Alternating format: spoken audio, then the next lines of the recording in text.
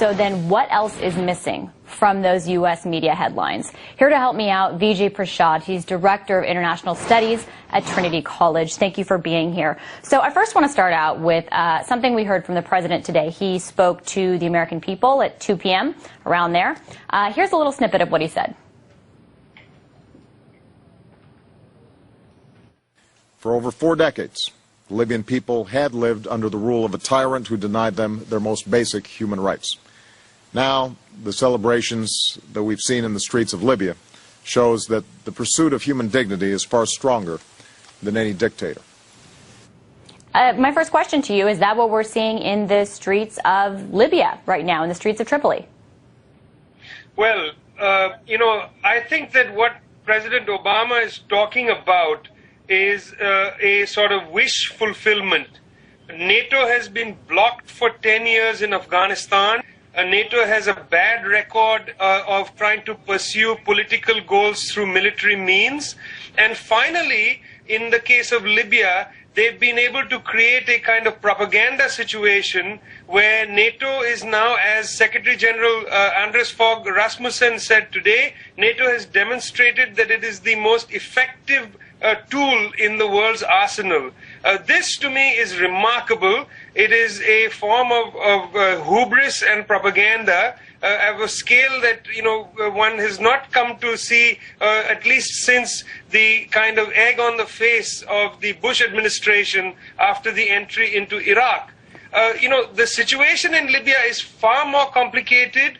There is a sense from people that the rebellion that might come now from the Gaddafi side is germinating. After all, the Khamis Brigade simply dissolved rather than stand and fight, to defend Tripoli. So the question that we need to be asking isn't, that this is the kind of the emergence of a human freedom narrative, but we should be asking, is Tripoli in 2011 Panama in 1989, when indeed the regime dissolved very quickly and the leader was sprinted off to an American prison where he faced trial and now sits in prison? So is this Panama 1989 or is this Iraq 2003, when again the Saddam regime seemed to have collapsed immediately and was quickly mutated into a rebellion and an insurgency that went on for 4 horrible years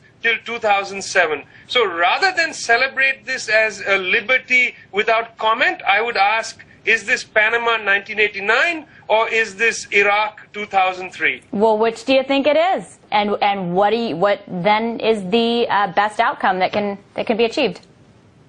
My fear is that this is going to be Iraq 2003, and that people in the city of Tripoli insert other parts of the country who remain loyal to the Gaddafi regime have been given no reason to basically put down arms and reconcile with those who are coming into their cities. In other words, given that there is no political platform for reconciliation, I fear that the fighting is going to continue. A lot more people are going to be killed.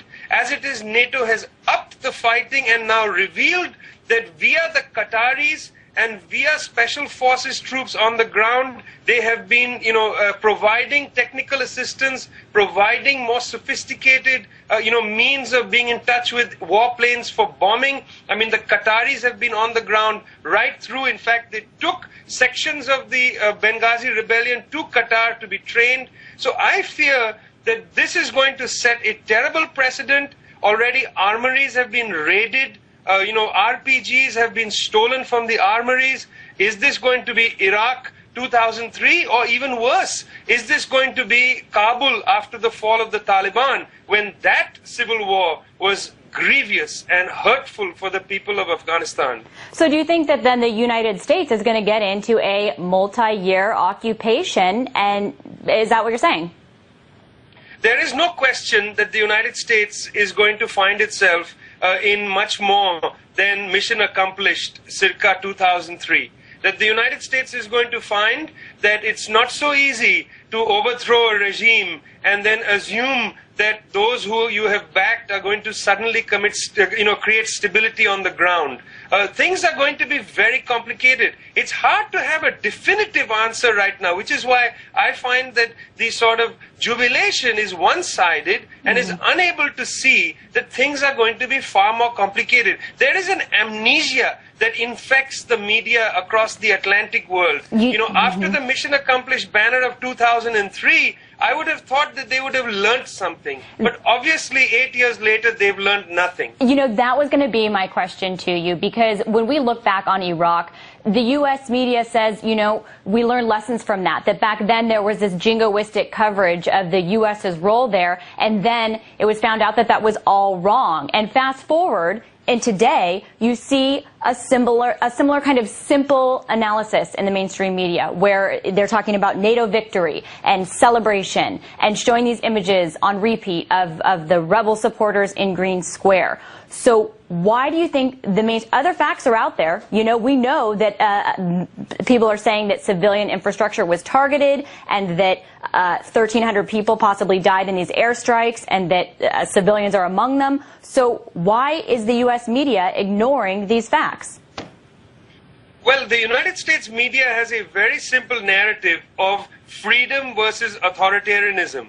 And if you simply have that narrative, what appears to have happened today is that authoritarianism was defeated by freedom. What you don't get from the United States media is how difficult and complicated it's going to be, absent the leadership of Gaddafi now, for this new government to go forward. And you have to consider that the Benghazi Transitional Council has said it would like to have elections within 8 months. That seems to me overly optimistic. We have to also consider that will the people of Jebel Nafusa, who conducted some of the most virulent fighting over the last day and a half, people of the so-called Berber ethnicity who have been marginalized in Libya, will they be marginalized again? There are some very detailed questions. The devil, by the way, is always in the details. And it is the details that are being here put into the drawer. And this simple narrative of freedom versus authoritarianism is allowing the media to once again rehabilitate ideas of interventionism for humanitarian reasons and to sort of put the Bush legacy behind. I'm afraid the Bush legacy is going to come back again tomorrow. So you think that history is going to repeat itself, that nothing has changed? If you don't learn from history, it repeats itself. If you learn from it, it is patient with you. And just yes or no, you're saying that the U.S. and the U.S. media and the U.S. government has not learned those lessons? Oh, I think far from it. I think that this desire to maintain the integrity of humanitarian interventionism and to allow aerial bombardment to give you an idea that freedom will come from it, this is an overwhelmingly powerful idea in the United States, and it is not something that no lessons will be learned of the failures of humanitarian intervention. All right. Thank you so much for being on the show. That was Vijay Prashad, Director of International Studies at Trinity College, with that analysis.